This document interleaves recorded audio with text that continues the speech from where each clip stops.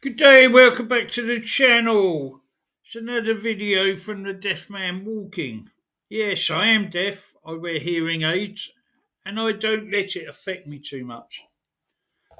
So I got a video from Max. He likes to come to Thailand with a fixed itinerary, a definite plan. So here's a disclaimer. Let's get that out of the way. Trying to keep YouTube happy. And now seems good time as any to ask about subscribing, liking, sharing, commenting, and a big fat thumbs up if you be so kind. It really helps the channel and I really appreciate it. Right, so let's get into it. But hang on till the end for the reason I was divorced. Deaf man, my 20th year and 40th trip to Thailand. Yes, twice a year. I am a creature of habit and I like to know my plans and exactly where I will be and what I am doing on any given day. My son and daughter joke that I am so methodical that I'd probably take a spreadsheet with me. But the only spreadsheet I do have is while I'm at home. This is when I date online, ready for my next trip. Let me clarify. For 10 years, I went alone, not knowing who I'd meet and what I would get up to, which is totally out of character for me. I would meet random girls in random bars and have dates. Long time dates mostly. I say long time, this should be 2 or 3 days. Well, it was exciting flying out and not having an itinerary until Christmas 2015, when I met 3 girls and all were problematic. I won't go into too much detail. Suffice to say, I was scammed by a girl that needed money up front and then disappeared. Had a charming girl that I took to Koh Samui for a week and she turned into a high maintenance nightmare. And the last girl took my wallet, cards, passport and the money and melted into the night. Yes, all in one holiday. Enough to put me on for returning to Thailand? No. But enough to return to my comfort zone of an itinerary and vetting the girls before we even meet. So my spreadsheet has my likes, dislikes, deal breakers. It has my good and bad experiences. It has responses to questions I ask. Obviously, I'm not talking about girls. I am talking to online while at home. If I begin to build a rapport with certain girls, then I will FaceTime from my secondary WhatsApp account. Ask for location to verify whereabouts. If they lie, I call them out. And most importantly, I do not lie to them. No lies, no half truths, no false promises. I operate with a clear price structure that I offer them. In April this year, it was 10,000 baht for 1 week, a date for 1 week, plus a 5,000 baht shopping allowance, which I keep. And if they desire clothing, cosmetics, or anything else, this will come from their allowance. If they do not spend their allowance, then they keep that money. And it's surprising how much of that money they actually keep once they know that they're paying for it. I make this structure crystal clear before we even meet. The reason for this is the high maintenance girl I took to Koh Samui would go for 7-Eleven for a drink or snack and put skin cream, hair, accessories, and all sorts into the basket. These things add up to about 5,000 baht in 1 week, and I believe she could never use everything that was in the basket. And this was just cosmetics and stuff like that for 7-Eleven, not clothes. She was taken advantage. I am a generous person, but I do not like being taken for a fool. If I do see an outfit or a bikini that I really like and would look exceptional on a holiday girlfriend, then I may buy it for her and not from her allowance.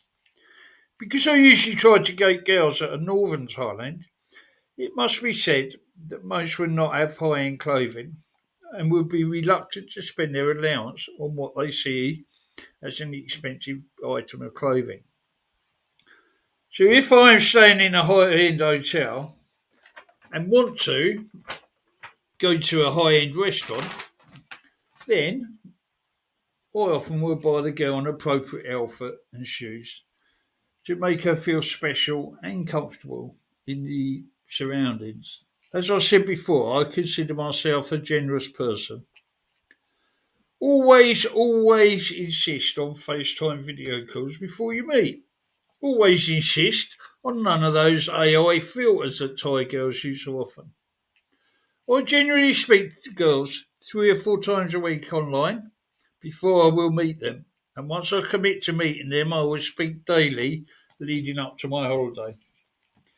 As I mentioned before, most of my dates will be from more rural areas, so we need to travel to Bangkok to meet up with you. I offer to fly them to Bangkok, but most are too scared to fly alone for their first time. However, some will have flown before, and I will book the flight for them. This is perfect because you need their ID card for the flight bookings. Hence, you are guaranteed to know exactly who you are meeting. If they're too afraid to fly alone, then I promise to compensate them for their bus or coach fare the minute that we meet, plus, of course, a return fare. I will give them this in an envelope the moment we meet. Always make it clear that both had the option of saying no at the first time meeting. You're both entitled to not like what you see once you physically meet. I say and promise that if either of us say no, then the transport costs on a meal will be given without doubt. Luckily, this situation has never occurred, but I believe it is important to make it clear before we meet. There is nothing worse than being with someone you don't want to be with.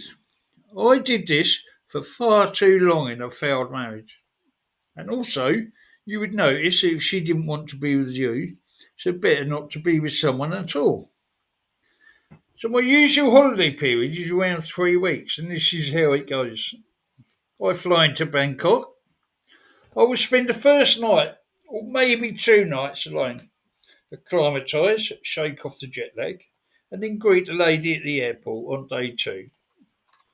I like to go to the islands for a few days, so I would book flights for day three until the last day, so it would be in airport's goodbye scenario. Also, I learnt to try to book a flight home from the same airport as you return from the islands. Or if she is travelling by bus, then Bangkok Airport, the BKK is the best bet. Most flights from Konkan, Roy Air, Chiang Mai, etc., will have flights to both Bangkok and DMK airports in Bangkok. So I coordinate wisely with airports and, of course, a return flight or bus travel itinerary. If my flight lands in Bangkok at 1 p.m., which is my preferred time, then book her flight for 3 p.m. latest. Help her check in, of course, and then send her through security. If by bus, then arrange for as soon as possible. I like to land at around 1 p.m., as there will not be any problems checking into your new hotel, and it is a good you get settled, shower, relax, snooze before you go to dinner or to a bar. So now we are on day 9 or 10. I then like to relax for at least a whole day. Maybe wander around the temple, or if my next day is not for a few days, then I will go to Pattaya for a few reasons. One, to remind myself of my first days ever in Thailand. Two, there are few more things on my Pattaya bucket list, and yes, I am talking tourist attractions. And three, I may be tempted to a short time date, but I pledge myself short time only because Pattaya is where I lost my wallet, cards, and passport. So then I will meet holiday girlfriend number two. Same scenario as the first. But if it is April, Songkran time, then I would generally like to stay in or around Bangkok to enjoy the festival. Although April this year I extended my time to 10 days for a particularly pleasing date.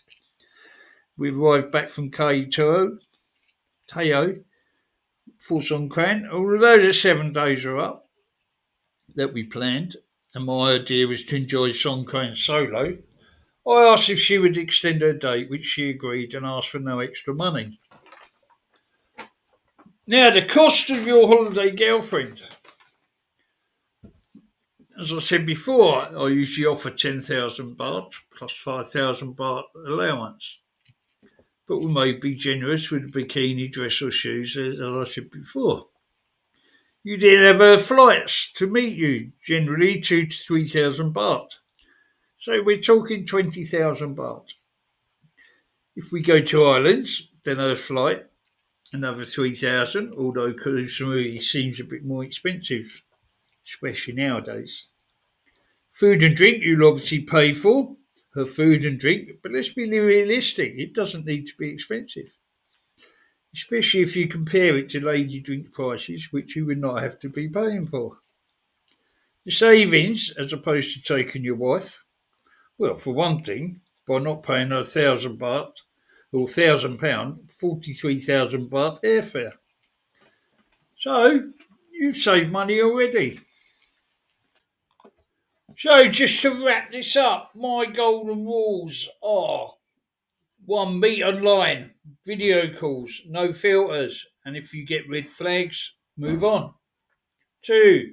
Do not lie, say what you expect from the date, and listen to what she expects from the date as well.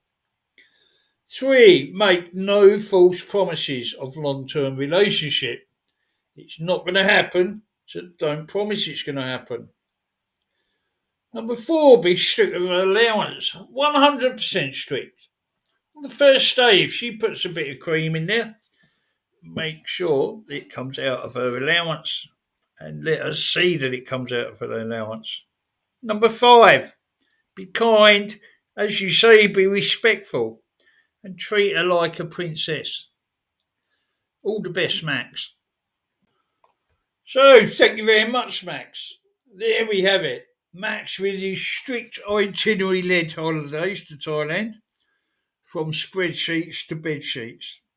What do you think of Max and his ways? Please comment below. Is it best to have a strict itinerary? I'm more of a go with the flow type of person, but I respect his ways. Let me know your thoughts. Now, the reason for my divorce, she actually got in my tits. Always nagging. I mean, I said I'd fix the fence. No need to remind me every 6 months. Now, that's all I have for you now, my friends, so I will see you in the next one. If you like this video, then please hit the like button. And subscribe to this channel, it is free to do. I was just about to say subscribe as well. And leave a comment for the deaf bloke. Like, subscribe and comment so the deaf man keeps walking.